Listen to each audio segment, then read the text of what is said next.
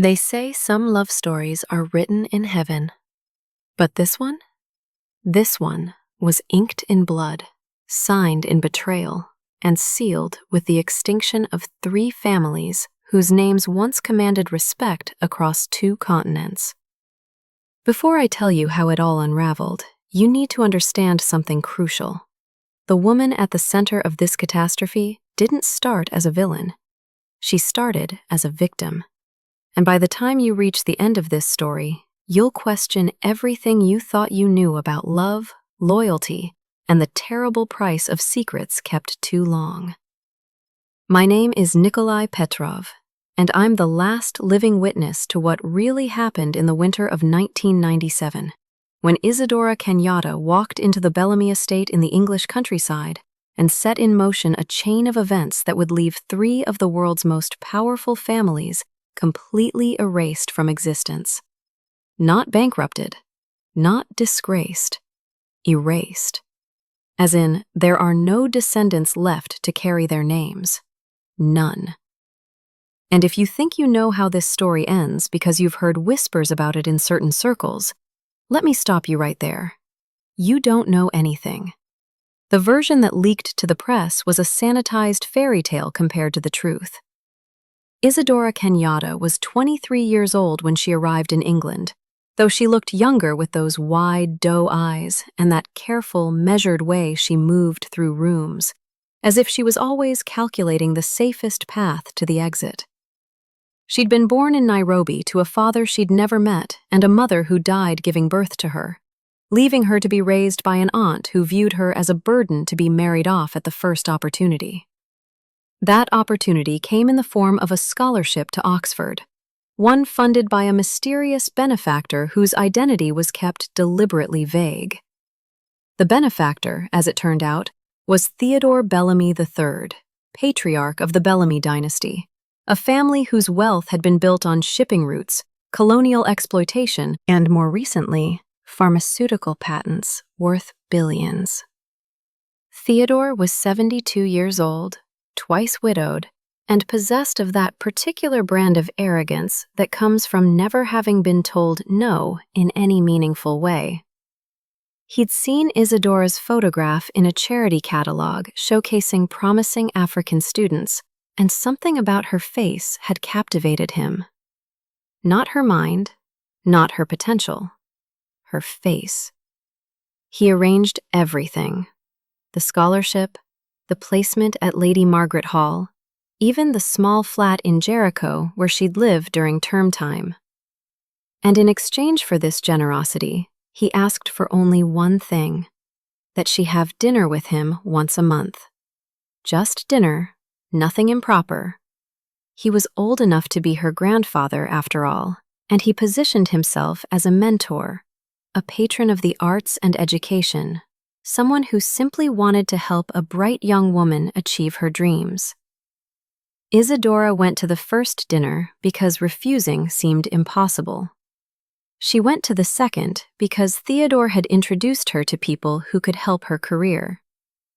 By the third dinner, she'd begun to understand the trap she was in. Theodore's gifts were never just gifts. They were investments, and he was a man who expected returns. But here's where the story takes its first turn, the one that nobody saw coming. Isadora didn't fall for Theodore. She fell for his grandson. Raphael Bellamy was everything his grandfather wasn't. 26 years old, idealistic, with a conscience that made him an anomaly in a family that had built its fortune on the suffering of others. He'd been arguing with Theodore for years about donating more to charity, about divesting from their more ethically questionable holdings, about using their influence for actual good instead of just accumulating more power. Theodore tolerated these arguments the way you'd tolerate a child's tantrum, secure in the knowledge that Raphael would eventually grow up and fall in line.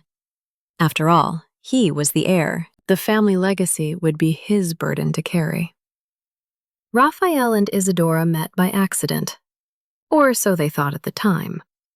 Later, much later, they'd realize there are no accidents in stories like these. only carefully orchestrated collisions designed to look like fate. It was at one of those monthly dinners held at the Bellamy estate in Oxfordshire. Theodore had been called away to take an urgent phone call, leaving Isadora alone in the library, a room so vast and ornate it felt more like a museum than a place where people actually read. She was studying the family portraits when Raphael walked in, mistaking her for a member of the catering staff. An honest mistake, he'd later insist, though Isadora never quite forgave the assumption behind it. "You're not supposed to be in here," he'd said, not unkindly.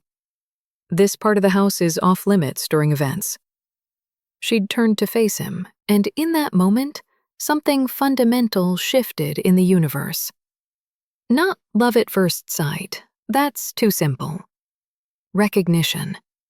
As if their souls had been searching for each other across lifetimes and had finally found each other in a library full of books neither of them would ever read. "I'm your grandfather's guest," she'd replied, her accent crisp, her posture defensive. "Isadora Kenyatta. Perhaps you've heard of me?" He hadn't, which should have been her first clue that Theodore kept his pet projects compartmentalized. But Raphael's embarrassment was genuine, his apology sincere, and when he offered to give her a proper tour of the estate to make up for his rudeness, she accepted without hesitation. That tour lasted 4 hours. They talked about everything: philosophy, music, the weight of family expectations, the feeling of being trapped in a life someone else designed for you. By the time they returned to the main house, the dinner party had ended, and Theodore was in a rage so cold and controlled it made the temperature drop 10 degrees when they walked into the room. "Isadora," he'd said, his voice like gravel wrapped in silk. "I hope my grandson didn't bore you with his idealistic nonsense. Raphael has always had difficulty understanding how the real world works." Something in that moment crystallized for both of them. Theodore's possessiveness over Isadora, Raphael's immediate protective instinct, the battle lines being drawn in real time, and underneath it all, the terrible recognition that what was beginning between Isadora and Raphael was going to cost them everything. But they were young, and they were in love, and they believed that love could conquer anything. Even a man like Theodore Bellamy, even a family system built on control and obligation, even the secrets that were buried so deep in the Bellamy Foundation that disturbing them would bring the whole structure crashing down. They were wrong, of course. Love doesn't conquer anything. It just makes the battles more painful and the casualties more devastating. Over the next 6 months, Isadora and Raphael conducted their relationship in secret. Stolen afternoons in her flat, long walks through Port Meadow where nobody from Theodore's world would think to look, late-night phone calls that lasted until dawn. They convinced themselves they were being careful, that Theodore suspected nothing. Another mistake, in a series of mistakes that would eventually compound into catastrophe. Because Theodore knew everything. He'd always known everything. He had Isadora followed from the moment she accepted his scholarship.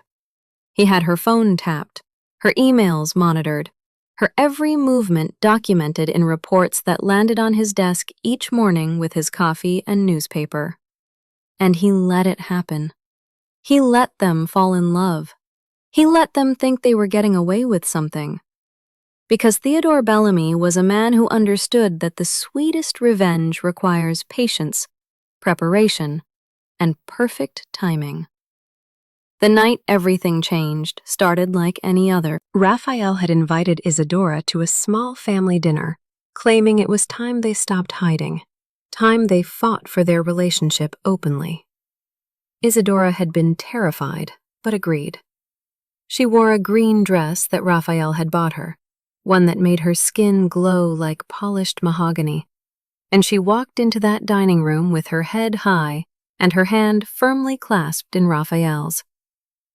Theodore was waiting at the head of the table, and beside him sat two people Isadora had never seen before.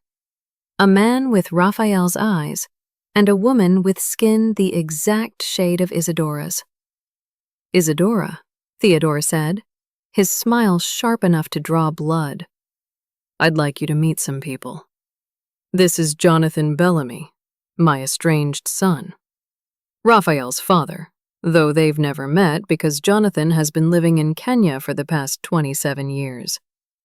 And this is Amara Kenyatta, your mother's sister, your aunt, though she's been told you died in infancy.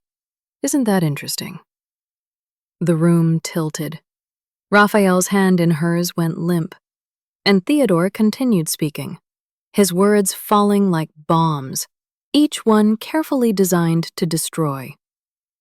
"Now," he said, "shall we discuss why I brought you all here?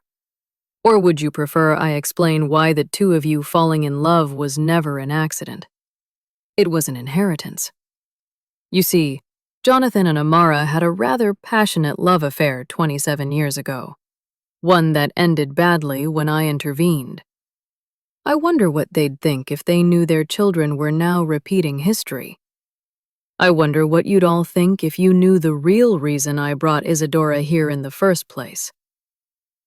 If you're watching this from Lagos, London, or Los Angeles, drop your location in the comments right now, and hit that subscribe button, because what happens next will make you question everything you thought you knew about family, fate, and the sins of our fathers.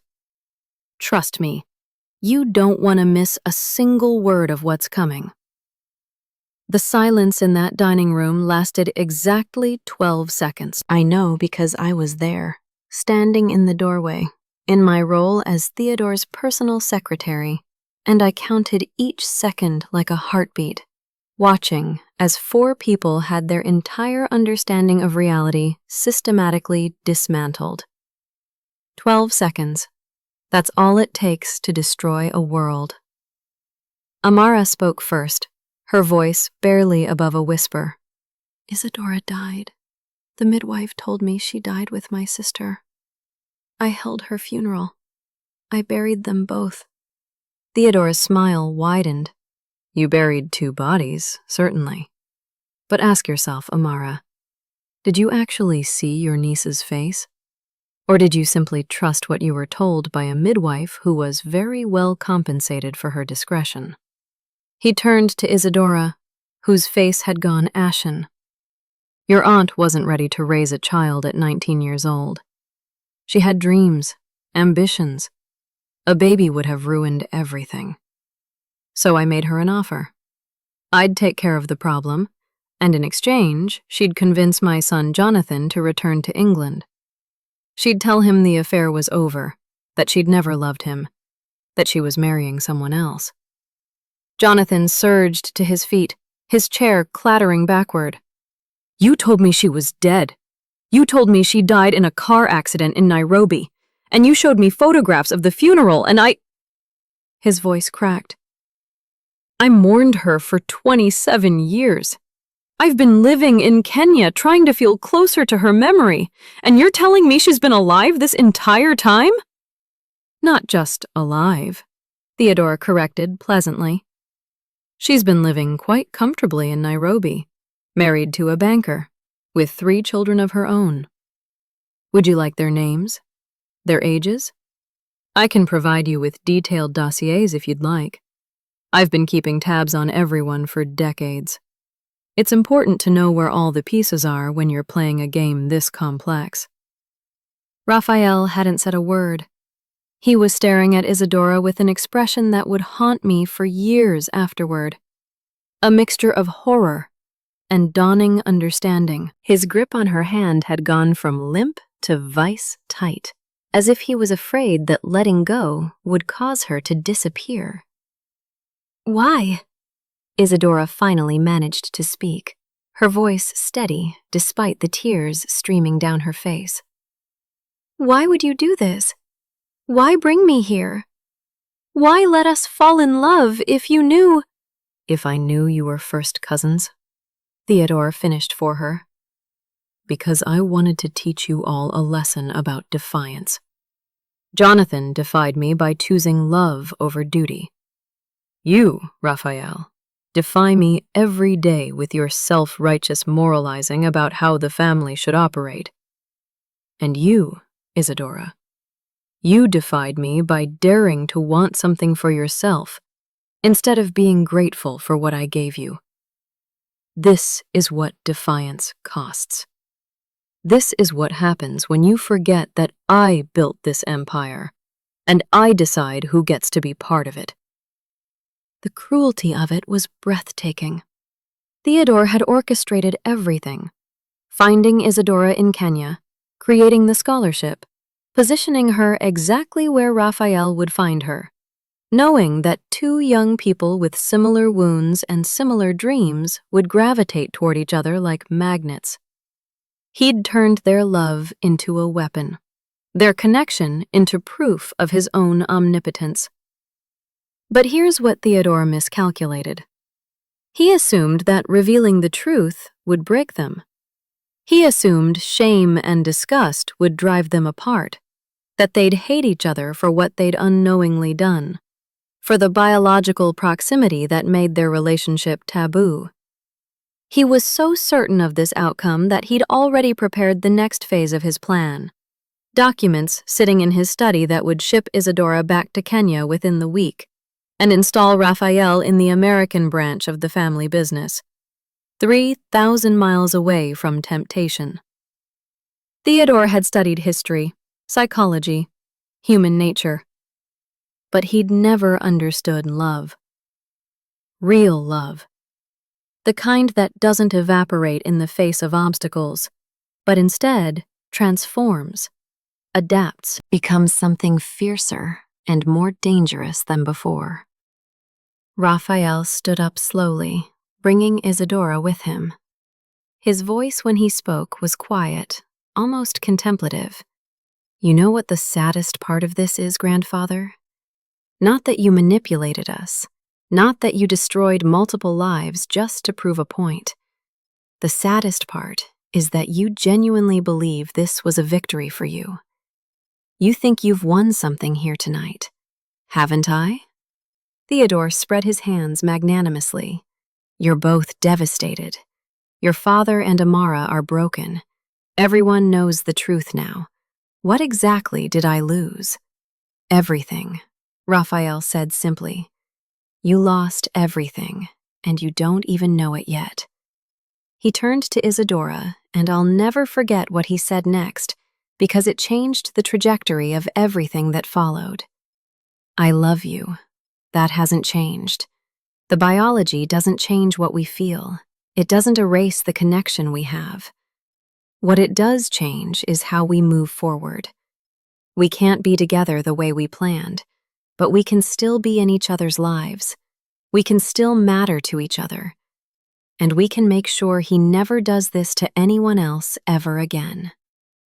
Isadora nodded slowly, understanding passing between them without words. Then she turned to face Theodore, and the expression on her face made even him shift uncomfortably in his chair. You wanted to teach us a lesson about power, she said softly. Consider the lesson learned. But be careful, Mr. Bellamy, because now you've given us something far more dangerous than love. You've given us a common enemy. They walked out of that dining room together, Raphael and Isadora, with Jonathan and Amara following behind them, all four of them moving like survivors of a shipwreck staggering toward shore.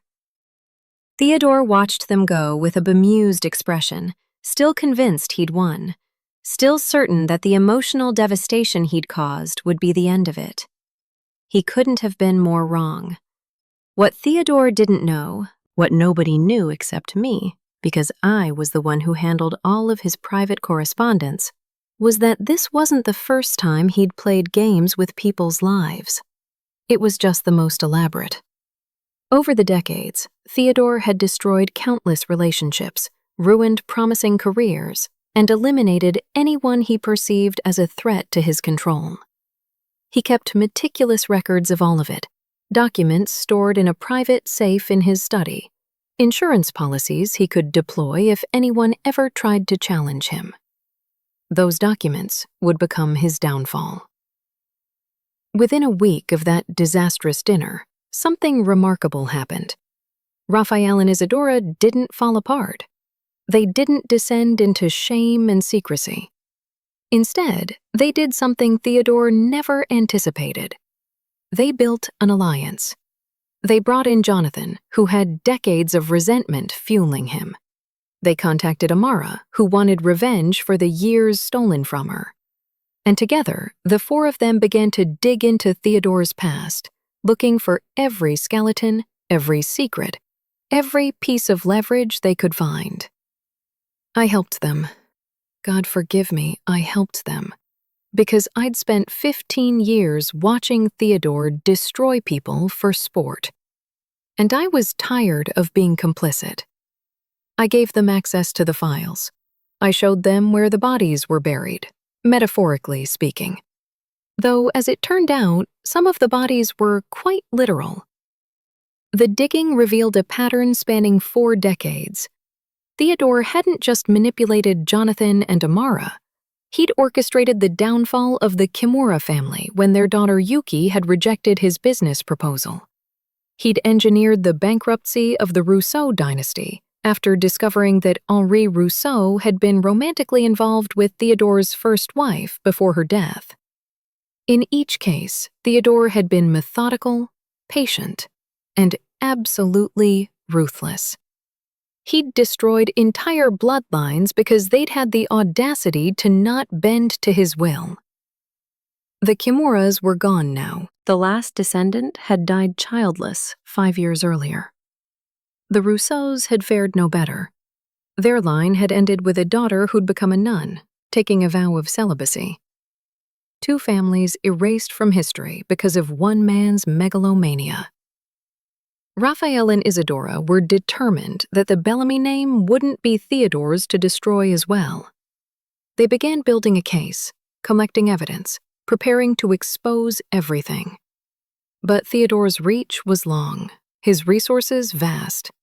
He had judges in his pocket, politicians on his payroll, media outlets that would bury any story he wanted buried. So they changed tactics. If they couldn't beat him through conventional means, they'd have to get creative. That's when Isadora proposed what she called the inheritance game. She'd studied Theodore's will, obtained through less than legal means, and discovered something fascinating. The Bellamy fortune was structured in such a way that everything passed through a series of trusts and foundations, each with specific conditions attached. Theodore had built-in clauses that would dissolve the entire estate if certain criteria weren't met. It was his way of controlling the family even from beyond the grave, ensuring that his descendants would have to follow his rules or risk losing everything. But Isadora had found loopholes. More than that, she'd found ways to turn Theodore's own mechanisms against him. The conditions he'd built into the trusts could be weaponized, used to systematically dismantle everything he'd built, redistributing the wealth to the very people and families he'd destroyed. It would take years. It would require patience, planning, and a willingness to sacrifice everything, including the possibility of a normal life together.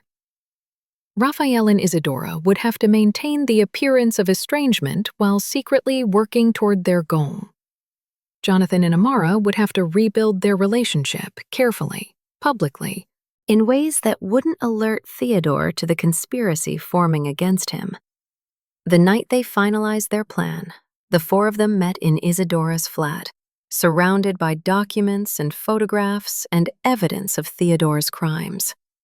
Raphael looked at Isadora across the table, and the love between them was still there. Complicated now by genetics and circumstance, but no less real. "Are we sure about this?" Jonathan asked quietly. "Once we start, there's no going back.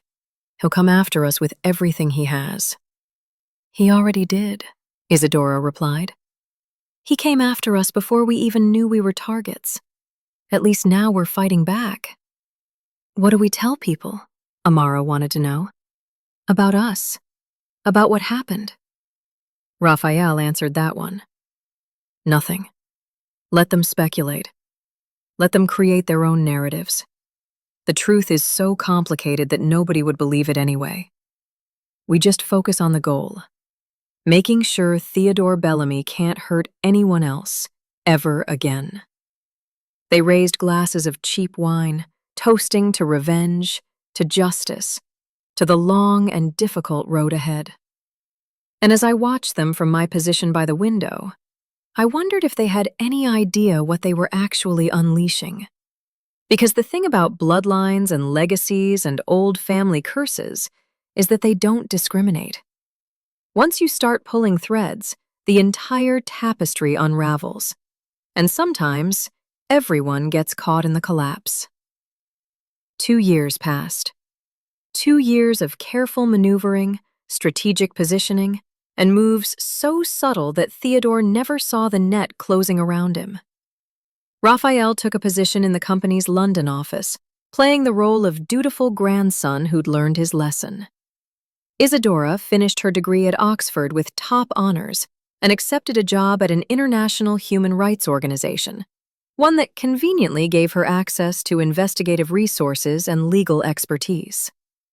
Jonathan returned to England for the first time in decades, ostensibly to reconcile with his father. Amara remained in Kenya, but began traveling to London regularly, rebuilding a relationship with her niece that had been stolen from them both.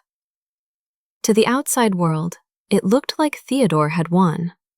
His family was falling back in line, healing from the wounds he'd inflicted, accepting their places in the grand design he'd created. Theodore himself seemed satisfied, convinced that his brutal lesson had been effective. He had no idea they were dismantling his empire piece by piece. The first major blow came in the form of a lawsuit from the Kimura estate. Technically, there were no living Kimuras, but Isadora had found distant relatives, third cousins twice removed who'd been living quietly in Osaka, unaware of what had happened to their family.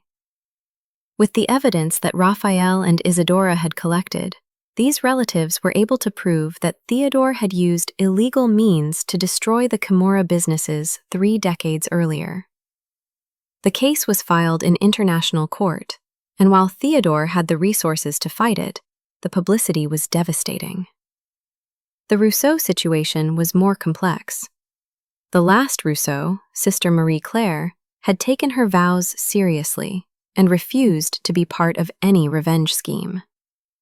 But she did agree to speak publicly about her family's destruction, giving interviews to French and British media about how Theodore Bellamy had systematically bankrupted her father, driven her mother to suicide, and left her with no choice but to seek refuge in a convent. The story went viral in an era just beginning to grapple with social media's power. Suddenly, Theodore wasn't just a ruthless businessman. He was a villain in a very public narrative. But the real masterstroke was the internal investigation that Raphael initiated from within Bellamy Industries itself. As heir apparent, he had access to company records, financial statements, and communications that revealed decades of fraud, price fixing, bribery, and environmental violations. He leaked these documents carefully, strategically, to journalists who'd been investigating corporate malfeasance, to regulatory agencies that had been looking for evidence, to prosecutors who'd been waiting for their chance to bring down someone untouchable. Theodore fought back, of course. He used every weapon in his arsenal, threatening lawsuits, calling in political favors, trying to discredit the sources of the leaks. But he'd underestimated the power of a coordinated attack from multiple directions. While he was focused on putting out one fire, 3 more would ignite behind him. And at the center of it all were 4 people who'd been given a masterclass in manipulation by Theodore himself and had learned the lessons far better than he'd intended. The strain began to show. Theodore, who'd always been composed and controlled, started making mistakes. He lashed out publicly at journalists, which only made him look guilty. He tried to bribe officials in ways that were too obvious, too traceable. His paranoia grew, and he began suspecting betrayal from all quarters, which, ironically, made him blind to the real conspiracy happening right in front of him. It was Amara who delivered what we all thought would be the killing blow. She'd been working with a producer on a documentary about Theodore's manipulation of her relationship with Jonathan, about the child stolen and hidden, about the decades of lies.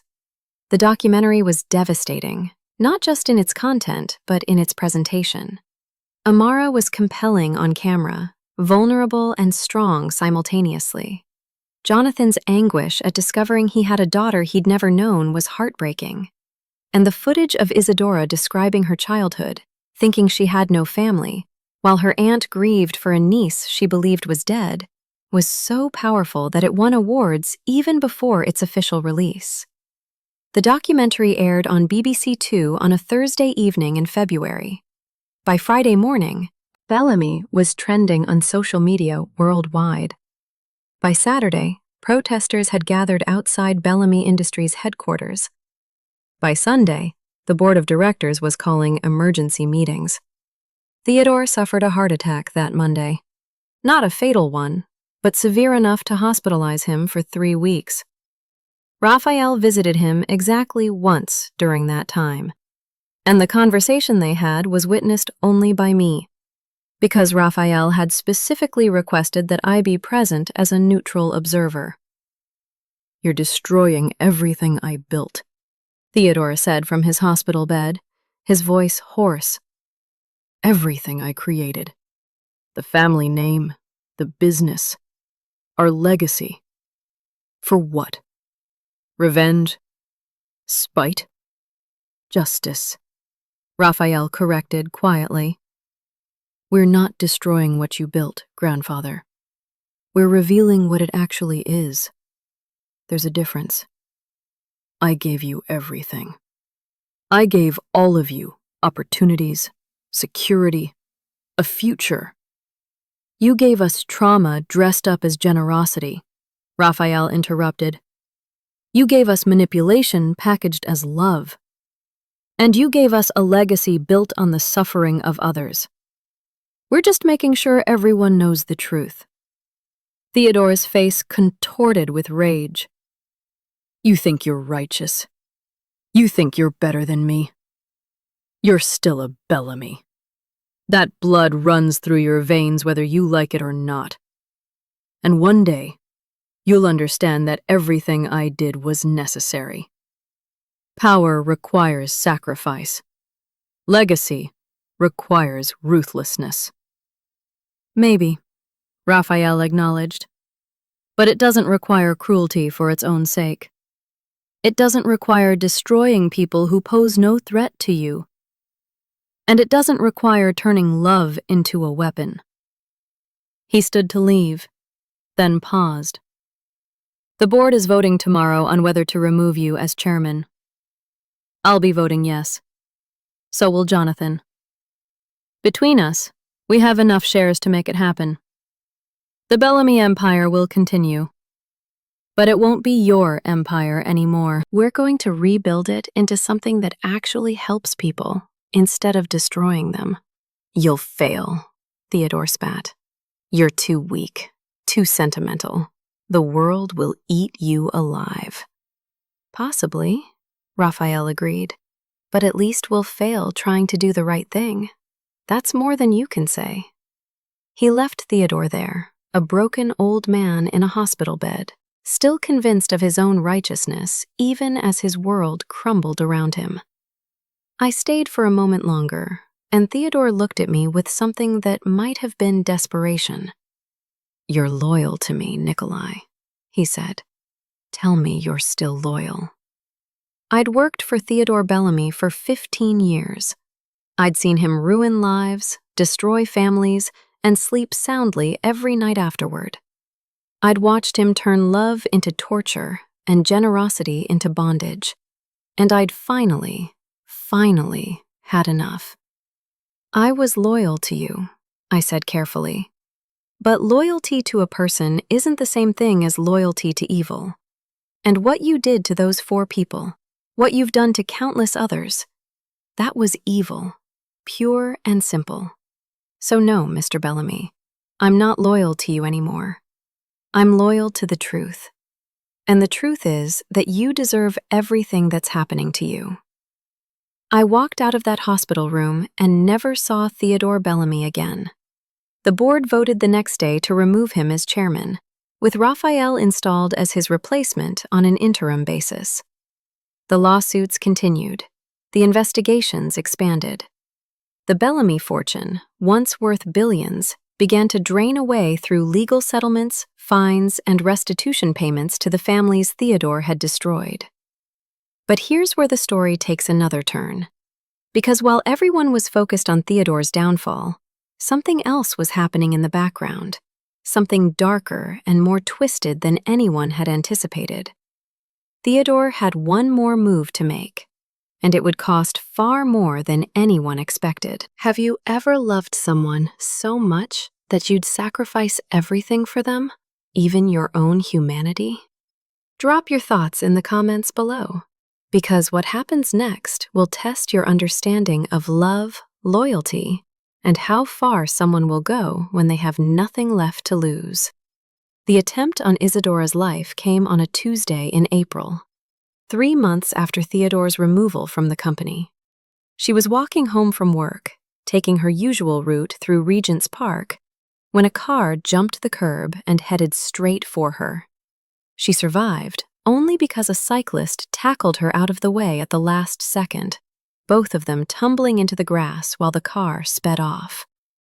The cyclist, a young man named David, who happened to be an off-duty police officer, got the license plate.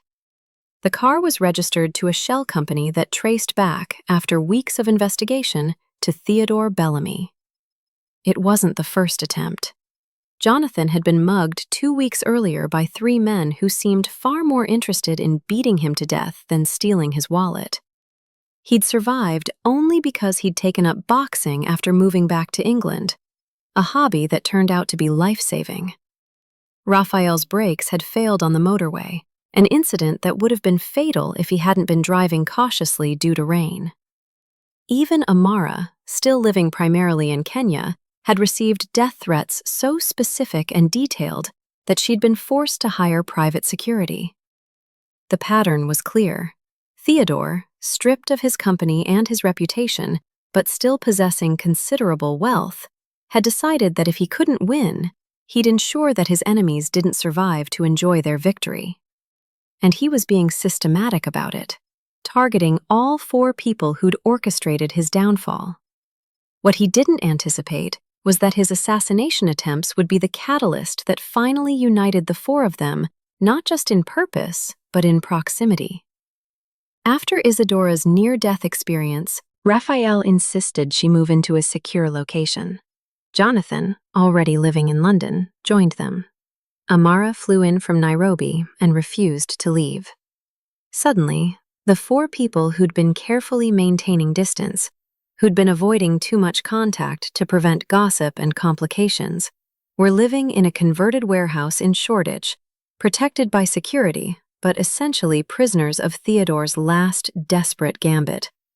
And in that pressure cooker environment, with death hovering over them and time running out, the story took its most unexpected turn yet.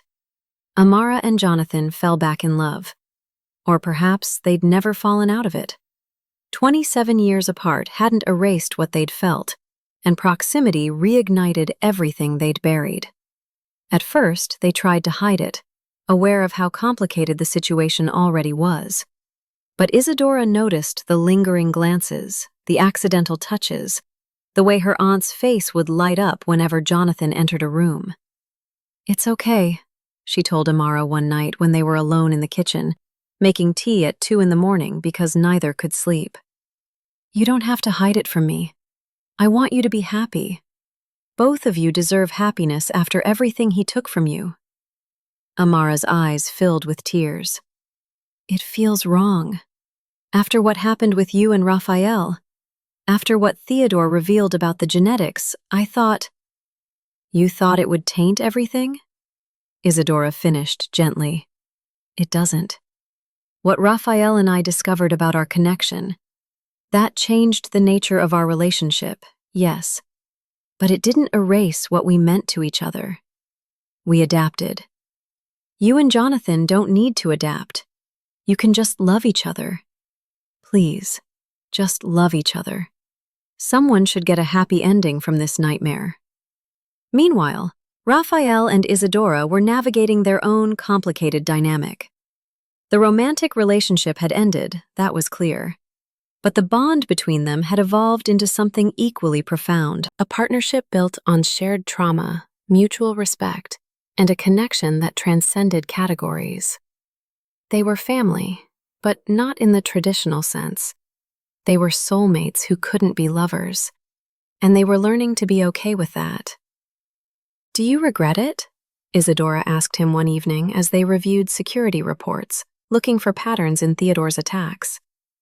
"Meeting me? Falling in love? All of it?" Raphael looked at her for a long moment before answering. "I regret what Theodore did. I regret the pain and the complications and the impossibility of it all. But I don't regret you. I could never regret you. You changed my life, Isadora. You made me brave. You made me want to be better. That doesn't stop being true just because we can't be together the way we planned." She reached across the table and took his hand, squeezing it briefly before returning to the documents in front of her. And that was enough. It had to be enough. The break in the case came from an unexpected source: Theodore's second wife, Vivienne, who'd divorced him 15 years earlier and had been living quietly in Monaco ever since. She contacted Raphael through a lawyer, requesting a meeting. The message was cryptic but urgent. "I know what your grandfather is planning, and it's worse than you think." They met in a secured conference room at the lawyer's office, Vivienne flanked by her own security team, looking older than her 60 years but sharp-eyed and alert. She wasted no time on pleasantries.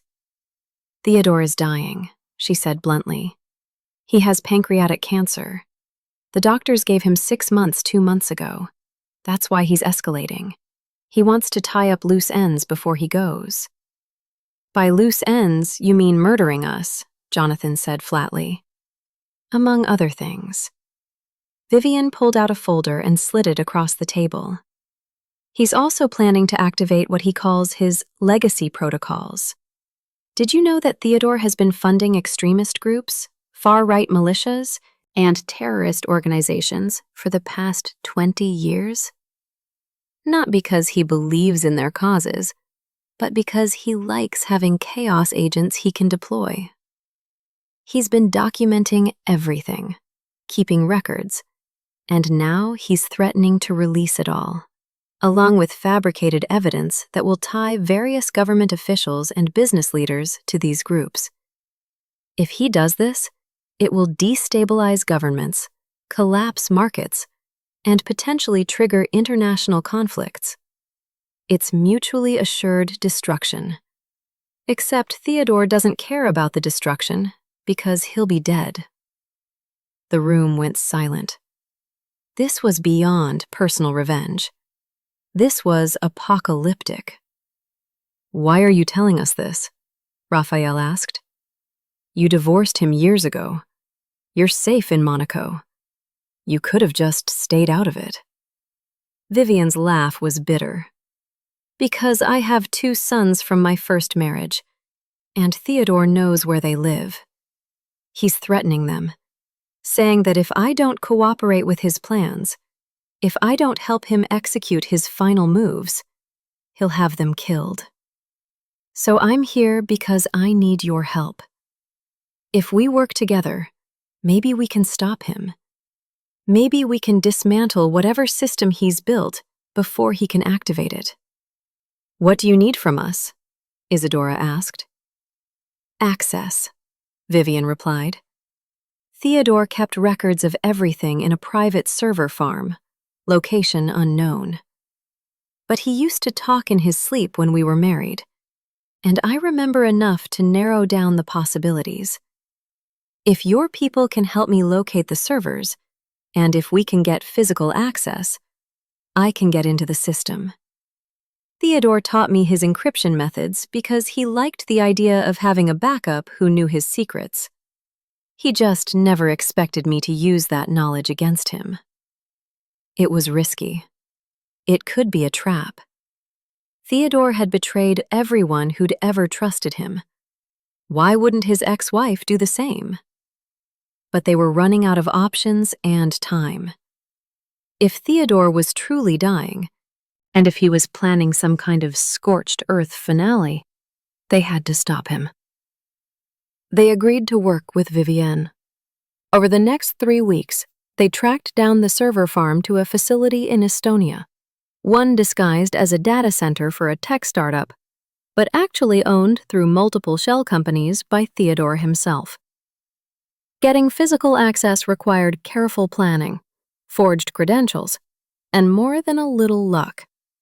But they managed it, with Vivienne leading the way, her fingers flying across keyboards as she bypassed security protocols that Theodore had designed decades earlier.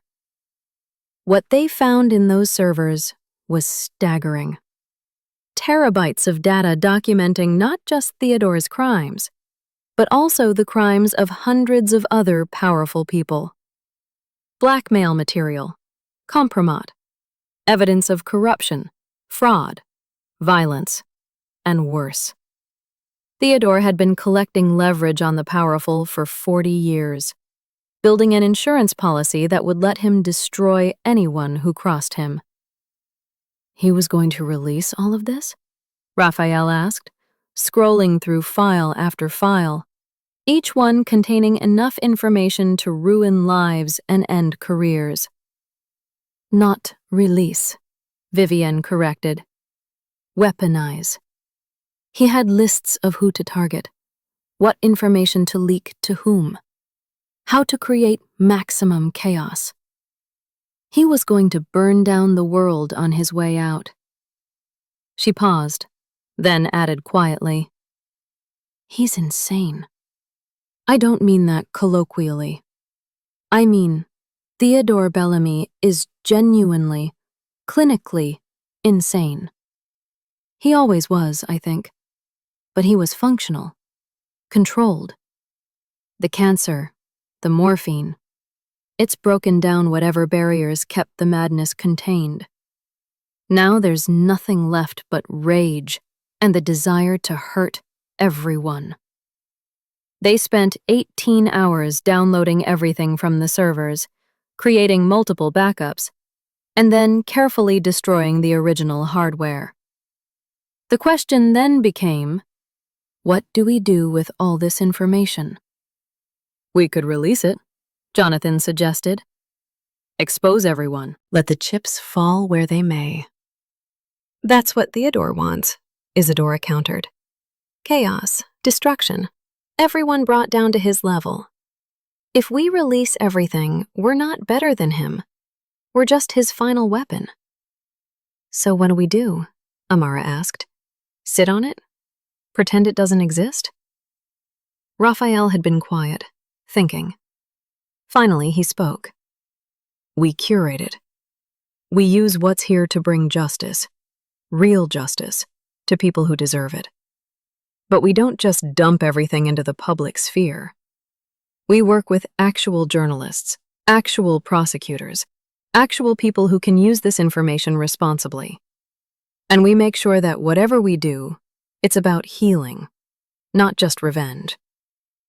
It was a compromise that satisfied no one completely, but felt like the only ethical path forward. They began reaching out to trusted contacts, investigative journalists with proven track records, prosecutors known for their integrity, human rights organizations that could use the information to help victims rather than just create more victims. But while they were making these careful, ethical choices, Theodore was making his final move. He'd anticipated that they might find the servers. He'd prepared for that contingency. What he had in Estonia was important, but not complete. The real weapon, the real insurance policy, was stored somewhere else. And he'd just activated it. The message came through on all their phones simultaneously, a video file that began playing automatically. Theodore, looking skeletal and weak but still sharp-eyed, smiled at the camera. "If you're watching this, it means you found the Estonia servers. Congratulations, you've won a battle. But the war isn't over. I've sent copies of the most damaging files to over 50 media outlets, scheduled to publish in 72 hours. I've also sent instructions to various interested parties on how to use this information to maximum effect. You can't stop it. You can't contain it. All you can do is watch as I burn down everything and everyone, including the Bellamy name itself. You wanted to destroy my legacy? Consider it done. There won't be any Bellamys left when I'm finished. No company, no reputation, no bloodline that anyone would want to be part of.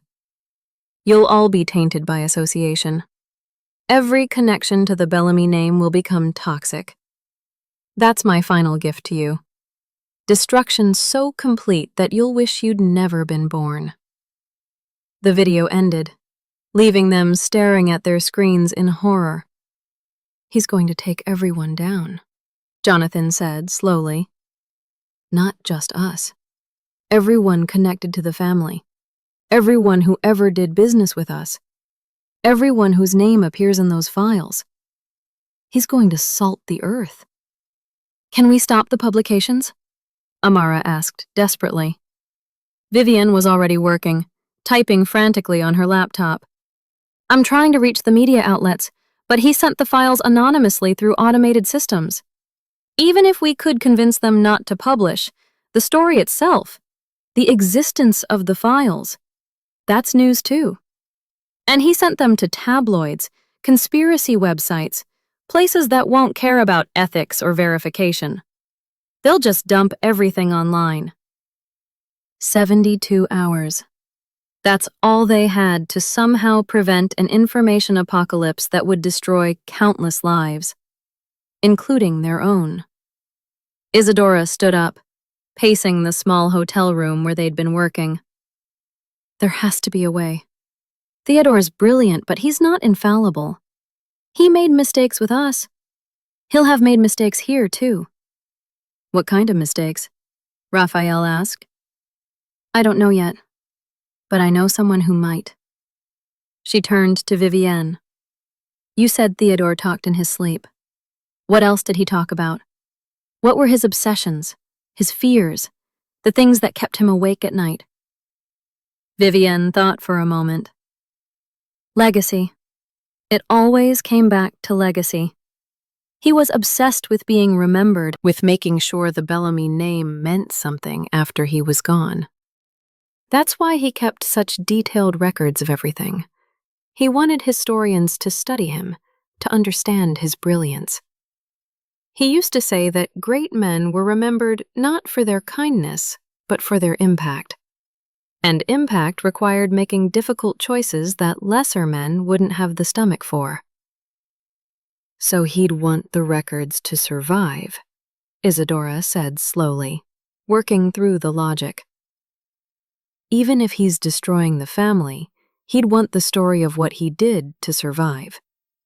Which means there's a master archive somewhere, something more complete and more detailed than what he's releasing to the media. And I bet he's made arrangements for that archive to be preserved, studied, maybe even published as some kind of scholarly work after his death." "How does that help us?" Jonathan asked. "Because if we can find that master archive, we can compare it to what he's releasing. We can show that he's been selectively editing, manipulating the narrative, fabricating evidence. We can discredit everything before it goes public." It was a long shot, but it was something. They had 72 hours to find an archive that Theodore had spent decades hiding, break whatever encryption protected it, analyze terabytes of data, and then convince media outlets around the world that what they'd received was unreliable. The odds were astronomical. But they'd beaten astronomical odds before. And they had something Theodore didn't. They had each other. Not just as allies, but as family. Chosen and real, bound together by shared trauma and shared purpose. "Where do we start?" Raphael asked. Vivian smiled grimly. "Theodore has a grandson he's never mentioned to any of you. From his first wife, before Jonathan. The boy, well, he's not a boy anymore, he's 45, but Theodore cut him off years ago when he refused to join the family business. Last I heard, he was teaching history at Cambridge. If Theodore told anyone where the Master Archive is located, it would be his firstborn grandson, the heir he disowned but never stopped caring about. They had a name, Sebastian Bellamy, and they had 72 hours to find him, convince him to help them, and somehow save the world from Theodore's final act of destruction. The race was on. Sebastian Bellamy lived in a modest flat near Cambridge University, surrounded by books and looking nothing like the wealthy scion of a powerful family. When they showed up at his door at midnight, unannounced and desperate, he didn't seem surprised. He just nodded, stepped aside, and let them in. "I was wondering when you'd find me," he said, making tea in a kitchen barely big enough for one person, let alone 6. "Grandfather called me 2 weeks ago. First time he'd spoken to me in 15 years. He wanted to gloat, I think. Tell me about his master plan. Make sure I knew that everything I'd walked away from was about to implode spectacularly." "Did he tell you where the Master Archive is?" Raphael asked directly. They didn't have time for subtlety. Sebastian set down his teacup carefully. "He told me it was being kept by the Keepers of Truth. At the time, I thought he was being metaphorical, talking about history or legacy or some other abstract concept. But knowing Grandfather, it was probably literal. He liked hiding things in plain sight." "Keepers of Truth," Isadora repeated. "That could mean anything. Libraries, universities, museums, churches," Amar interrupted. "In Kenya, the priests are called Keepers of Truth. Is Theodore religious?" "Not remotely," Sebastian replied. "But he was obsessed with the medieval period. He collected manuscripts, illuminated texts, studied monasteries and cathedral archives. He used to say that the church understood something fundamental about legacy. If you want your story to survive, you trust it to people who believe preservation is sacred duty." "A cathedral," Jonathan said slowly. "He hid everything in a cathedral archive." "But which one?" Vivian asked. "There are hundreds across Europe." Sebastian stood and walked to his bookshelf, pulling down a leather journal. "Grandfather gave this to me when I was 18, right before I told him I wanted to study history instead of business. He said it was his gift to me, a connection to our family's past. I never looked at it much after our falling out. But now..." He flipped through the pages, stopping at an entry dated 30 years earlier. "Here, he writes about visiting Canterbury Cathedral, being impressed by their manuscript preservation techniques, noting that they accepted private collections for long-term storage. And look at this notation in the margin. Where kings and conquerors rest, so too shall truth remain." "Canterbury," Raphael said. "That's less than 2 hours from London." They were in the car within 15 minutes, Sebastian included because he knew more about Theodore's medieval obsessions than anyone. The drive through the pre-dawn darkness felt surreal, all of them acutely aware that they were racing against a countdown they couldn't see but could feel with every passing minute. Canterbury Cathedral was closed to tourists when they arrived, but Vivienne had contacts, people who owed favors, and within an hour they were being led through the ancient structure by a nervous archivist who'd been woken up and told that this was a matter of international security. Mr. Bellamy did indeed establish a private collection with us, the archivist confirmed, leading them down into the cathedral's underground archive, where the temperature dropped 15 degrees and the smell of old paper was overwhelming. 40 years ago, he paid handsomely for climate-controlled storage and guaranteed preservation. The collection was sealed per his instructions, not to be opened until after his death, and then only by his designated heirs. "I'm his heir," Raphael said. It wasn't technically true yet, but close enough. "And we need to access that collection now." "I'll need authorization." "There isn't time," Isadora interrupted. "In less than 70 hours, information is going to be released that will destroy lives, possibly trigger international incidents, and it's all based on manipulated data. The only way we can stop it is by accessing the original documents in that collection. Please, people will die if we don't do this." The archivist looked at their faces, saw the desperation there, and made a decision that would probably cost him his job. "Follow me." Theodore's archive was housed in a specially constructed vault, climate and humidity controlled, protected by multiple locks that required both physical keys and digital codes. Sebastian provided the codes, information Theodore had given him years ago as a sign of trust that had seemed meaningless at the time, but now was crucial. Inside the vault were dozens of filing cabinets, hundreds of document boxes, and a modern server system that seemed incongruous in the ancient setting. This was Theodore's life's work. Every deal, every manipulation, every destroyed life, all meticulously documented with the kind of detail that suggested he'd intended it to be studied, to be preserved as a testament to his genius. "How do we even begin to go through all of this?" Jonathan asked, overwhelmed by the sheer volume. "We divide and conquer," Isadora replied, already pulling boxes down. "Sebastian, you look for anything relating to the Estonia servers or recent uploads. Vivian, financial records, proof of payments to the media outlets. Jonathan and Amara, focus on the fabricated documents, the ones that don't match up with Theodore's original notes. Raphael and I will handle the cross-referencing."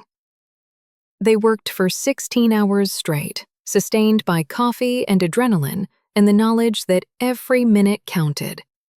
And slowly, painstakingly, they built their case. Theodore had indeed fabricated evidence, doctoring photographs, creating false communications, attributing crimes to people who were innocent to maximize chaos. But he'd kept the originals too, unable to help himself, his obsession with documentation overriding his caution. It was his greatest weakness. He couldn't destroy history, even when it contradicted his narrative. With 12 hours left before the scheduled release, they had enough: proof of manipulation, evidence of fabrication, and most importantly, the real story behind every piece of information Theodore was planning to release. They divided the work, reaching out to every media outlet they could identify, providing evidence, making their case. Most of the reputable outlets agreed to hold their stories, pending verification. But the tabloids, the conspiracy sites, the places that thrived on chaos, they published anyway. And in the first few hours, it looked like Theodore would get his wish. Social media erupted, names were destroyed, stock markets plummeted, governments issued emergency statements. But then, the counter-narrative began to spread. Responsible journalists started publishing pieces about manipulation, about how Theodore Bellamy had attempted one final act of destruction and how it had been thwarted. The truth was complicated, nuanced, and required careful explanation, but it was truth. And slowly, grudgingly, it began to win out over sensationalism. Theodore watched it all from his hospital bed, his final weeks slipping away, and for the first time in his life, he experienced something unfamiliar: defeat, real defeat, not just a temporary setback. His carefully crafted apocalypse had fizzled into a scandal that would be forgotten in a news cycle or two. His legacy wasn't going to be that of a brilliant strategist, but of a bitter old man who'd tried and failed to burn down the world. He called for Raphael 3 days before he died. Just Raphael, no one else. And despite everything, despite all the pain and manipulation and attempted murder, Raphael went. "You won," Theodore said, his voice barely a whisper. "I miscalculated. I thought I'd broken you all, but I just made you stronger. That's my failure right there. I could break people, but I never understood how to build them. Your father tried to teach me that once. Love as construction instead of destruction. I thought he was weak. Turns out I was wrong about everything." "I didn't come here for an apology," Raphael said quietly. "And I'm not sure I could accept one, even if you offered it sincerely. What you did to all of us, what you did to countless others, that's not something that gets forgiven." "I know." Theodore closed his eyes. "I'm not asking for forgiveness. I'm asking you to do something for me. Something important." "Why would I do anything for you?" "Because you're a better man than I ever was. And better men do the right thing even when it benefits their enemies." He gestured weakly to a folder on the bedside table. "That contains information about a child, a girl born 16 years ago, to a woman I was involved with briefly. I've been supporting them financially, but anonymously. The mother doesn't know who I am. The girl has no idea. I want you to make sure they're taken care of after I'm gone.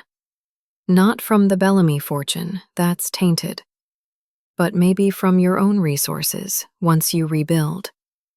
The girl deserves a chance at life without the burden of my name." Raphael took the folder, opened it, saw photographs of a bright-eyed teenager who looked nothing like Theodore, but had his intensity in her gaze. "Why didn't you claim her? Why keep her secret?" "Because I didn't want to ruin her the way I ruined everyone else."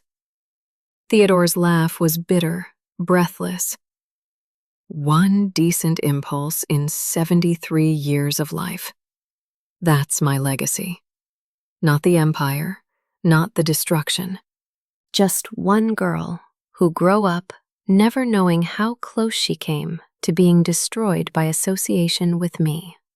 I'll take care of her," Raphael promised. "Not because you asked, but because she deserves it." "That's why you won," Theodore said, and then he closed his eyes and didn't open them again.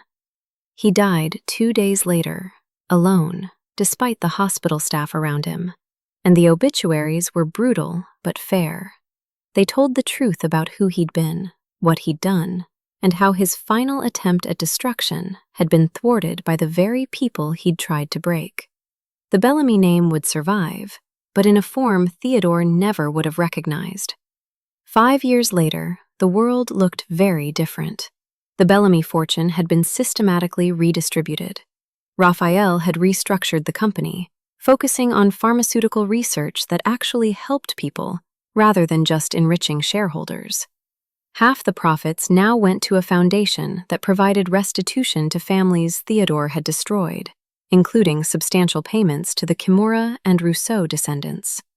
The company would never be as profitable as it had been, but it was building something sustainable, something ethical. Jonathan and Amara had married, a small ceremony in Nairobi, attended by friends and family who were just grateful to see them finally together after so many years apart. They split their time between Kenya and England, working with the foundation, helping to identify and assist other families that had been victims of Theodore's machinations. Their love was gentle, patient, the kind that comes from people who've lost each other once and refuse to take a single day together for granted. Sebastian had left his teaching position to become the unofficial historian of the Bellamy family, writing a comprehensive account of everything that had happened. Not a whitewash, not a condemnation, just truth presented as clearly and fairly as possible. The book, when it was published, became essential reading in business ethics courses around the world. It was titled The Cost of Legacy: How One Man's Quest for Immortality Nearly Destroyed Everything. Vivian had returned to Monaco with her sons, who Theodore had thankfully never actually harmed. She'd used her portion of the settlement to start a nonprofit that helped women escape abusive relationships, drawing on her own experience with Theodore to fund and support survivors. And Isadora? Isadora had taken the most complicated path of all. She'd worked with the human rights organization for 2 years before realizing that her true calling was advocacy for children in foster care. Kids who'd grown up like her, believing they had no one. She built an organization from the ground up, funded partially by Bellamy Foundation money, but primarily through her own fundraising efforts. She was brilliant at it, passionate and effective, and she'd helped place over 300 children in safe, loving homes. She and Raphael had remained close, though their relationship had continued to evolve. They weren't lovers, weren't quite siblings, weren't exactly friends. They were something the English language didn't have a word for. Two souls who'd found each other at exactly the wrong time in exactly the wrong circumstances, and had chosen to love each other anyway, in whatever form that love could take. They had dinner once a month, just the two of them, at a small restaurant in Shoreditch near where they'd all lived during those terrifying months when Theodore had been trying to kill them. It had become a tradition, a way of honoring what they'd survived and what they'd built from the ruins. "I got a letter from Sarah," Raphael said at one of these dinners, referring to Theodore's secret daughter, who'd turned 21 the previous month. "She wants to meet us, all of us. She says she's pieced together enough of the story to know that we're technically family, and she wants to understand where she came from." "What did you tell her?" Isadora asked. "That we'd love to meet her, but only if she's sure she wants to know the whole truth. Theodore's story isn't an easy one to hear, especially when you're connected to it by blood. She deserves the truth, though," Isadora said. "Even if it's hard. Especially if it's hard. The secrets are what poisoned everything. If we're going to break that cycle, we have to be honest." "I know." Raphael smiled slightly. "You taught me that. Back when we first started all of this, I thought revenge was about destruction. You showed me it could be about reconstruction instead, building something better from the pieces of what was broken." "We all taught each other that," Isadora corrected. "Your father, my aunt, Sebastian, Vivian, even you and me. We were all broken in different ways, and we figured out how to help each other heal. That's the real victory, isn't it? Not that we destroyed Theodore, but that we didn't let him destroy us." They finished their dinner in comfortable silence, two people who'd loved each other in one way and learned to love each other in another, both forms equally valid, equally real. And when they parted that evening, going to their separate homes and separate lives, they did so with the knowledge that they'd face whatever came next together, in whatever capacity that togetherness needed to take. The Bellamy bloodline didn't end, it transformed. And in transforming, it became something Theodore never could have imagined. A force for healing instead of harm, for construction instead of destruction, for love instead of manipulation. 6 months after that dinner, they all gathered again. Raphael, Isadora, Jonathan, Amara, Sebastian, Vivian, and Sarah, the young woman who carried Theodore's blood but refused to carry his burden. They met at the Canterbury Cathedral in the archive where they'd once fought against time to save the world from one man's final act of spite. The archivist, who'd risked his career to help them and had been promoted for his judgment afterward, opened the vault for them one last time. Theodore's collection was still there, preserved for posterity, a testament to human capability for both brilliance and cruelty. "What do we do with it?" Sarah asked, looking at the rows of filing cabinets. "It's history, but it's also trauma. Do we keep it? Destroy it? What's the right answer?" "We learn from it," Raphael said. "We keep it as a reminder of what happens when power becomes untethered from empathy, when legacy matters more than humanity. We study it, we teach from it, and we make damn sure we never repeat it." "But we also honor the people he hurt," Isadora added, stepping forward with a box she'd been carrying. "We add to the archive. We include the stories of survival, recovery, resistance. Theodore wanted this to be a monument to his genius. We're going to turn it into a memorial for everyone he damaged and everyone who rebuilt afterward." One by one, they added their contributions to Theodore's archive. Jonathan included letters from families that had been restored, reconciliations that had happened because the truth finally came out. Amara added photographs from her work in Kenya, showing communities thriving after receiving restitution. Sebastian included interviews with dozens of people whose lives had intersected with Theodore's, giving voice to those who'd been silenced. Vivienne added documentation of her nonprofit's work, proof that even from Theodore's evil, something good had grown. And Isadora added the crown jewel, a complete accounting of the Bellamy Foundation's work over the past 5 years. Every family helped, every life changed, every broken thing made whole again.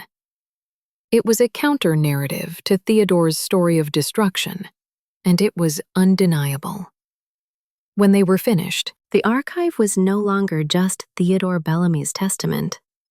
It was a story about resilience, about chosen family, about people who'd been dealt impossible hands and had played them brilliantly.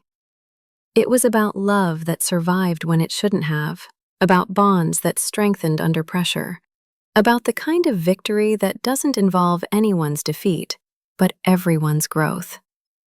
They locked the vault together. 7 people who'd been brought together by trauma and had chosen to stay together through healing.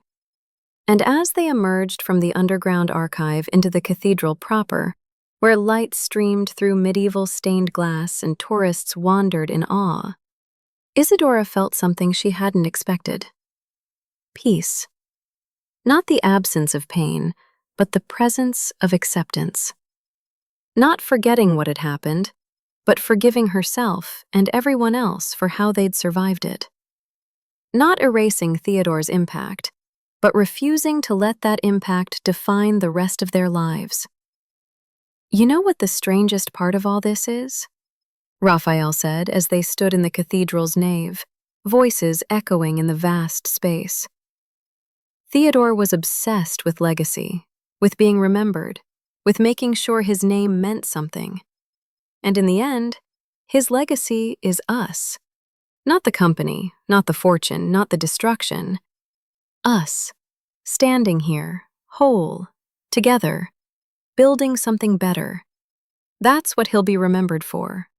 Creating the circumstances that brought 7 remarkable people together and forced them to become even more remarkable to survive. "I can live with that legacy," Jonathan said, his arm around Amara's waist. "So can I," Isadora agreed, looking at each of them in turn. Family, not by blood but by choice, by struggle, by the bonds forged in fire and stronger for it. Sarah, the youngest among them and the only one who shared Theodore's actual DNA, spoke last. He wanted to be remembered as a genius, as someone who changed the world. And he did change the world, just not the way he intended. He changed it by showing us what not to be, what not to do, how not to love. And then you all changed it by showing the opposite. That's not just legacy, that's alchemy, turning his poison into your medicine. They left the cathedral together as the sun set over Canterbury, casting long shadows across the ancient stones. And in that moment, walking out into the evening air with these people who'd become her family in the truest sense of the word, Isadora understood something fundamental. The love affair that ended 3 bloodlines wasn't a tragedy. It was a beginning. The Kimuras and Rousseaus were gone, yes, and the Bellamy line, as Theodore had envisioned it, as a dynasty of power and control, that was gone too. But in their place had grown something new, something that didn't need a bloodline to survive. A chosen family built on truth, a legacy defined by healing, a love story that transcended the simple categories of romance or family or friendship and became something larger, something that would ripple out through generations in ways Theodore never could have controlled or predicted. 3 bloodlines had ended, but from those endings, a new beginning had emerged. Not a bloodline, but a through line. A story of resilience that would be told and retold, that would inspire and educate, that would serve as proof that even from the deepest destruction, reconstruction is possible. Theodore Bellamy wanted to be immortal. In a way, he got his wish. But his immortality isn't in his name or his fortune or his power. It's in the 7 people who survived him, who transformed his curse into their blessing, who proved that love, in all its forms, is stronger than hate, more enduring than revenge, more powerful than any legacy built on suffering. They meet still, those 7, once a year on the anniversary of Theodore's death. Not to celebrate his passing, but to celebrate their survival, their growth, their chosen family. And each year, they add something new to the archive in Canterbury. Stories of healing, evidence of progress, proof that the world Theodore tried to burn down is being rebuilt by people who refuse to let his version of history be the final word. The love affair that ended 3 bloodlines became the beginning of something that didn't need bloodlines to survive. It became a story. And stories, when they're told truthfully, when they honor both the pain and the healing, when they refuse to simplify complex truths into easy narratives, those stories live forever. Not as monuments to power, but as testaments to survival, to love, to the stubborn, beautiful, impossible resilience of human beings who refuse to let evil have the final word. That's the real story. That's the truth. And that's the legacy that will endure long after all the names and bloodlines and fortunes have turned to dust. They survived. They healed, they loved, and they won. Not by destroying Theodore Bellamy, but by refusing to let him destroy them. That's victory. That's redemption. That's the ending that matters.